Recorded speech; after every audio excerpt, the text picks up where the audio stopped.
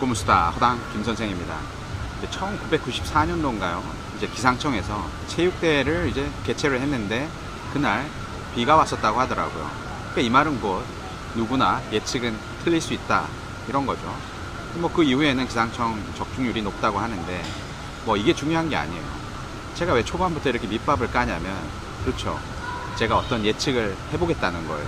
뭐 예전에도 몇 번 말씀을 드렸지만 저는 혼자서 분석하고 예측하는 걸 정말 좋아해요. 그러다가 이 예측이 맞아떨어지면 막 혼자서 감탄하고 막 낄낄대고 그래요. 그런데 그 적중률이 나름 괜찮다는 거예요. 그러나 오늘은 이제 유튜브에 올리는 거니까 이제 재미있는 요소만 좀 말씀을 드려볼게요. 그냥 느슨하게 시청해 주시면 될 것 같아요. 아무튼 여러분 2월 27일, 28일 미국과 북한의 2차 회담이 결렬됐죠. 그러니까 이 부분에 대해서는 뉴스에서 많이 다뤘기 때문에 뭐 다들 알고 계실 거라고 생각해요. 그런데 여러분 제가 이걸 이미 예상을 하고 있었다라고 말씀을 드리면 뭐 콧방귀 끼시겠죠, 그죠? 근데 저는 이걸 예상을 하고 있었어요. 여러분 기억하시나요? 작년 10월 영상에서 조지 소로스, 짐 로저스, 워런 버핏 이 3대 투자가를 재료로 공공연하게 뉴스에서 사용하면서 이렇게 막 흘려보내면 그 뉴스 내용과 반드시 반대 현상이 일어난다. 기억나시죠? 혹시 못 보신 분들은 여기 링크를 걸어 놓을 테니까 확인을 한번 해보세요. 자, 그럼 2차 회담 있기 전에 어떤 일이 있었는지 한번 볼까요? 1월 23일 날 이제 오늘 밤 김제동인가 뭐 김제동의 오늘 밤인가 하여튼 이 쇼프로에 짐 로저스를 이제 불러다가 북한은 대박 투자처다. 내 전 재산을 몰빵을 하고 싶다. 그리고 이 청년들에게 투자는 뭐 어떻게 해야 된다. 뭐 인생은 어떻게 살아가야 된다. 이런 것들을 막 했어요. 근데 사실 이거 명견만리에서도 한번 써먹은 재료거든요. 근데 그걸 또 써먹은 거예요. 그뿐인가요? 딱 20일 후 2월 12일이죠. 미국 회담 보름을 남겨두고 이런 기사들이 막 쏟아져요. 투자의 귀재 짐 로저스, 전재산 몰빵하겠다던 짐 로저스, 방북 예정, 뭐 김정은도 허락을 다 했다. 뭐 이런 식의 기사가 막 흘러나와요. 그러니까 20일 전에 김제동 쇼 본 사람들 그리고 이 뉴스 기사를 접한 사람들은 무슨 생각을 할까요? 남북 경협주에다가 쏟아 부으라는 거잖아요. 그렇죠? 그런데 여러분 생각을 한번 해보세요. 내가 아무런 노력을 하지도 않았어요. 그러니까 아침에 일어나서 스마트폰을 딱 켜고 내가 검색을 한 것도 아닌데 그냥 뉴스면을 딱 봤더니 이런 기사가 내 눈에 싹 날라 들어온 거예요. 여러분 돈을 벌 수 있는 기사, 돈이 되는 기사가 이렇게 쉽게 찾아지나요? 며칠 후에 기사가 쓱 나와요. 짐 로저스 방북 예정 없음. 웃어서 죄송합니다. 이 기사를 못 본 사람들은 어떻게 할 거냐고요. 설령 이 기사를 봤다고 하더라도 문 대통령이 아주 비장한 얼굴, 자상한 얼굴, 믿음이 있는 얼굴로 북한을 위해서 감당하겠다 뭐 이렇게 이야기했는데 그냥 한번 믿고 가보자 이렇게 한 사람들도 있을 거라고 생각을 해요. 아무튼 회담 마지막 날 그 상황을 한번 볼까요? 오전까지는 괜찮았었어요. 그러니까 모두가 이 꿈이 현실이 되는 순간을 이제 기다린 거예요. 그런데 트럼프가 주식시장 장마감을 코앞에 두고 판을 뒤엎었어요. 자, 코스닥 그래프 보면 막판 급락했죠. 그래도 코스피 종목 투자자는 그래도 초반부터 낌새가 좀 있었던 것 같아요. 그래도 역시 막판에 급락을 했어요. 그러니까 외국인은 이날 팔아치우고 반대로 기관은 사들였어요. 뭐 앞으로 어떻게 될지는 모르겠지만 뭐 지켜봐야 되겠죠. 저는 이게 미국이 한국에게 보내는 일종의 메시지라고 봐요. 경고 메시지. 줄 잘 서라. 그래도 비즈니스맨이 아닌 대통령답게 장 마감 전에 판을 뒤엎은 거예요. 그러니까 기회는 준 거죠. 아무튼 회담 전에 이런 일들이 있었고 결렬이 됐다는 거예요. 그리고 저는 이미 이걸 예상을 하고 있었다는 거예요. 이 뻥쟁이들 꼭 기억하세요. 짐 로저스, 조지 소로스, 워런 버핏. 요즘 워런 버핏은 이런 재료에 잘 사용이 안 되는데 짐 로저스, 조지 소로스는 여전히 사용이 되는 것 같아요. 아무튼 그리고 여전히 미국과 중국은 이 무역전쟁 중이라는 건 아시죠? 지금 현재 진행 중이죠. 그러니까 작년 12월 2일 그러니까 미국과 중국은 서로 부과해야 할 추가 관세를 잠시 유예를 했어요. 한 90일 동안. 그런데 그 유예 시점이 끝나는 시기가 언제죠? 맞아요. 3월 1일이에요. 이제 미국은 중국과 무역전쟁을 다시 시작하는 거예요. 여러분, 북한이 중국과 정말 밀접한 관계라는 건 누구나 다 알죠. 그리고 우리 정부는 중국의 중국몽을 함께 하겠다라는 것도 아시죠. 중국몽이 뭐죠? 중국 공산당이 밀고 있는 중화제국의 패권을 다시 찾겠다는 거예요. 이걸 우리 문 대통령께서 함께 한다는 거예요. 아무튼 미국과 북한의 2차 회담은 유예기간 끝나기 이틀 남겨두고 개최가 됐고, 딱 하루 남겨두고 그것도 한국 주식시장 장 마감을 코앞에 두고 판을 뒤엎은 거예요. 결렬이 된 거죠. 여러분, 이게 단순한 행동일까요? 아니요. 저는 어마어마한 경고의 메시지라고 생각을 해요. 그러니까 제가 밥을 잠깐 먹고 올게요. 지금 약속이 돼 있는 상태인데 금방 먹고 오겠습니다.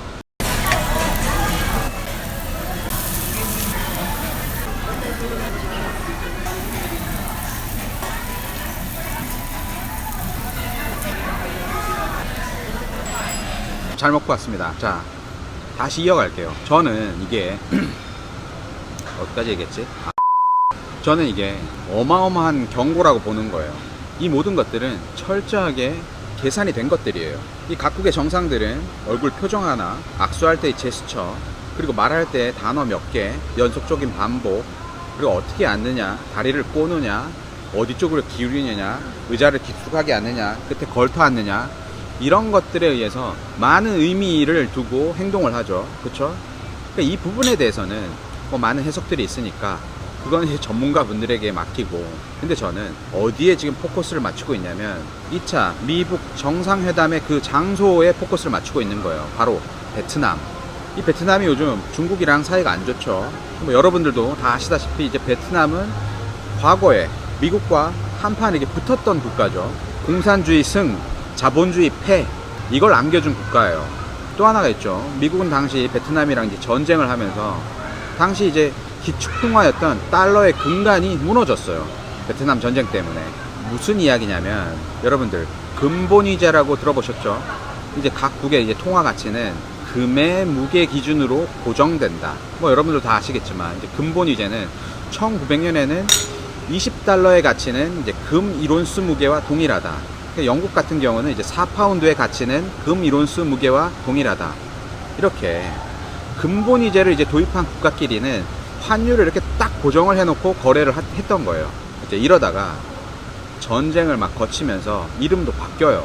근본위제에서 금교환제도, 그리고 또 폐지가 됐다가 또 다시 미국이 이제 패권을 잡으면서 1944년에 44개국 IMF를 이제 중심으로 35달러의 가치는 금 1온스의 무게와 동일하다. 이렇게 딱 고정을 해놓고 국제시장에서 달러를 결제통화로 쓰자고 한 거예요. 그러니까 명실상부 제1기 축통화가 달러가 된 거죠. 지금은 달러 뭉치를 이렇게 들고 있으면 이거 한국 돈으로 얼마지? 이렇게 생각을 하지만 아마 당시에는 달러 뭉치를 이렇게 들고 있으면 지금 이게 내 은행에 금이 얼만큼 보관이 되어 있겠구나, 이런 생각을 했을 것 같아요. 그리고 막상 당시에는 이 달러를 들고 은행에 가면 금으로 교환을 할 수 있었어요. 금태환이 가능했던 거예요. 그런데 미국이 베트남과 전쟁을 하게 돼요. 근데 이게 예상 밖으로 장기화 되다 보니까 사실 전쟁도 돈이 필요하잖아요. 그러니까 돈을 막 달러를 쏟아 부은 거예요. 그러다가 35달러의 가치는 금 1온스 무게와 동일하다. 이 고정환율이 깨져버렸어요. 1971년. 그래서 닉슨 대통령이 금본위제를 폐기를 하고 달러 본위제로 가기로 했던 거예요. 그러니까 베트남은 당시 기축통화 달러의 근간을 흔들어 버렸고 전쟁에서까지 공산주의의 승리를 보여줬어요. 그로부터 46년이 지난 며칠 전, 미국은 중국과 관련이 정말 깊은 북한과 베트남에서 회담을 갖게 된 거예요. 근데 시청하시는 분들은 그래서 도대체 무슨 이야기 하고 싶은데 이런 분들이 계시겠죠. 자, 이야기를 이어가기 전에 여러분, 공산주의의 반대말이 뭐죠? 자본주의입니다. 민주주의의 반대말이 뭐죠? 독재주의예요. 아무튼 트럼프는 베트남에서 이런 메시지를 전하는 거예요. 당시 공산주의가 승리를 했지만 현실은 자본주의, 민주주의가 풍요롭고 행복하며 이 기반으로 앞으로도 기축통화는 달러로 국채 통화 질서를 유지해 가겠다.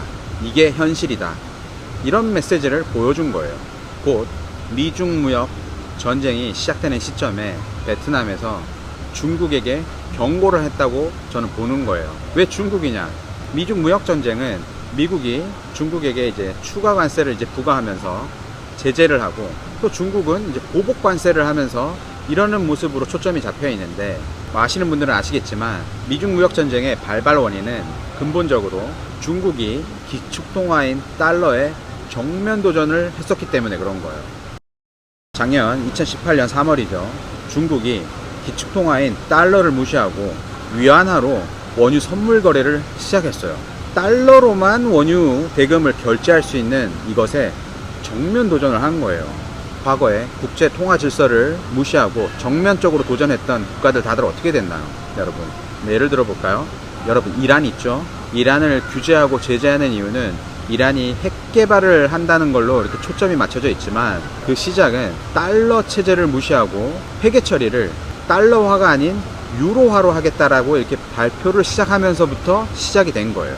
또 그리고 2000년 9월 이라크 후세인이 이제 본국에 있는 이라크산 원유를 결제 대금으로 달러를 쓰지 않고 유로화를 쓰겠다. 그러면서 이 달러 시스템을 거부하면서부터 이 정권이 또 바뀌게 된 거예요. 또 리비아 카다피 정권은 또 어땠나요? 이 자국의 이제 에너지 수출 대금을 달러가 아닌, 그러니까 아프리카 연합의 그 공통 그 통화죠. 그 다나르라는 이 금화를 사용하자라고 이렇게 제안을 했다가 정권이 바뀐 거예요. 아마추어처럼 강대국이 약소국을 핍박한다, 이런 시각으로 보시면 안 돼요. 이건 현실이거든요. 국제 통화 질서를 지키느냐 지키지 않느냐, 부정하느냐, 이 시각으로 보셔야 돼요. 아까 제가 나열했던 그 예, 해당 국가들의 공통점을 한번 생각을 해보세요. 어떤 국가들이었는지. 미국은 반드시 질서 확립을 위해서 움직일 거예요. 명실상부 기축통화는 달러라고 증명을 할 거예요. 그러나 이번엔 트럼프만의 방식으로 기축통화에 이 달러의 근간을 다시 세울 거라고 보는 거예요, 저는. 왜냐하면 대선 당시에 트럼프는 달러의 가치를 금에 다시 고정시키겠다고 했어요. 그러니까 근본이제로 회귀하겠다고 한 거죠. 그러나 일각에서는 이제 뭐 미국의 달러 발행 규모에 비해서 금 보유량이 좀 현저하게 떨어지기 때문에 이건 좀 비현실적이다, 이렇게 말하는 사람들도 있어요.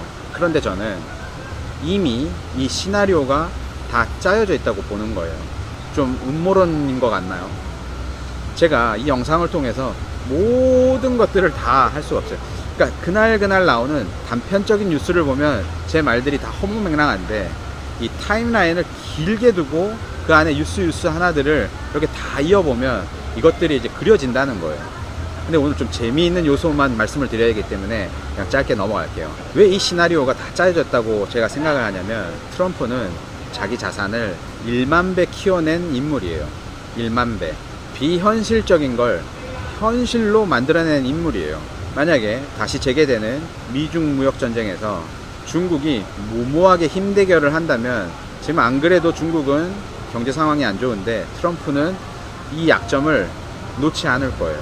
중국을 막 흔들어 놓고 플레이어들이 입장할 수 있는 판을 만들 거예요. 그 환경. 플레이어들이 누구냐 궁금하시죠? 대표적으로 이런 사람이죠.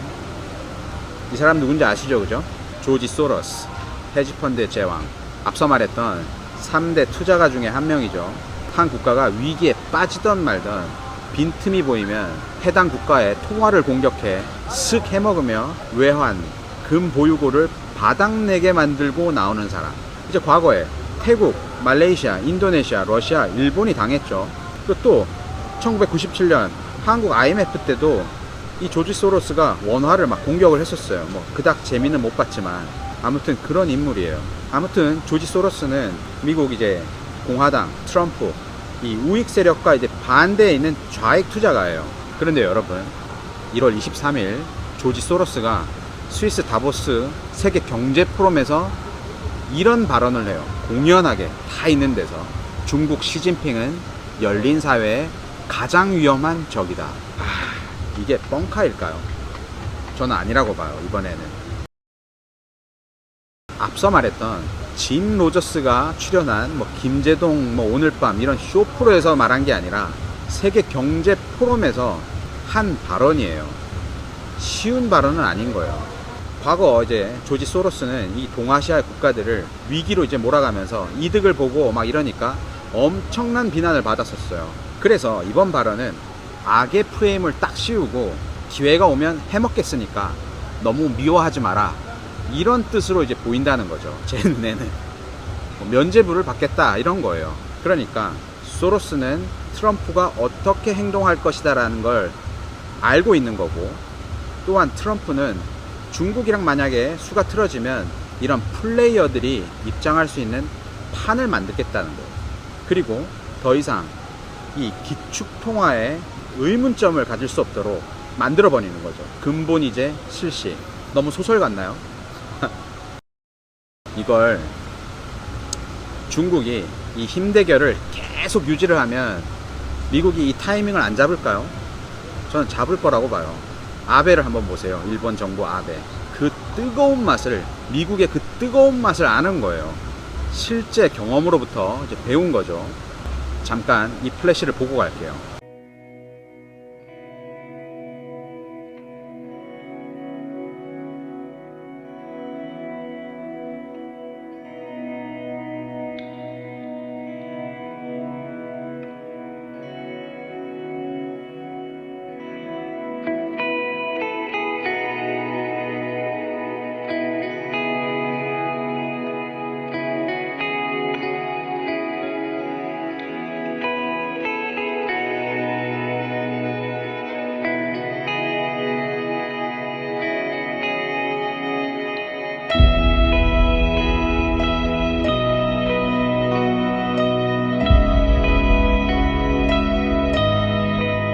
중국몽을 함께하겠다. 한 국가의 대통령의 자리는 자신의 신념을 관철하는 자리가 아니죠.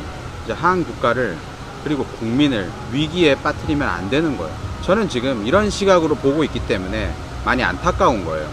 이번 베트남에서의 미국과 북한의 정상회담 그리고 그 합의 결렬은 어떤 의미냐? 공산주의, 독재주의가 아닌 자본주의, 민주주의가 현실적으로 더 풍요로우며 국민들은 더 행복하며 이 기반으로 기축통화도 달러로서 국제 질서를 유지하는 데 변함이 없을 것이다. 이 메시지를 중국에 보낸 거라고 생각해요. 이 모든 것은 철저하게 계산이 된 행동이었고 결과였어요. 아무튼 저는 이렇게 예측을 한다는 거예요. 만약에 이게 안 맞으면 뭐 1994년 이제 기상청이 체육대회를 했을 때처럼 뭐 비가 왔던 것처럼 뭐 그런 걸로 봐주시면 될 것 같아요. 아무튼 저는 이렇게 예견을 했었고 앞으로 또 이렇게 흘러갈 것이다 라고 예측을 하고 있는 거예요. 일단 뭐 가볍게 들어주시고요. 다음번에 또 좋은 영상으로 찾아뵙겠습니다. 그리고 지난번에 말했던 그 2019년 미중무역 그 관련된 영상을 통해서 제가 말씀을 드렸던 이 바다오이 요 투자 부분, 그건 어떤 유의미한 결과가 나오면 다음번에 영상을 또 찍어서 올리도록 하겠습니다. 다음 시간에 또 좋은 모습으로 찾아뵙겠습니다. 바이바이.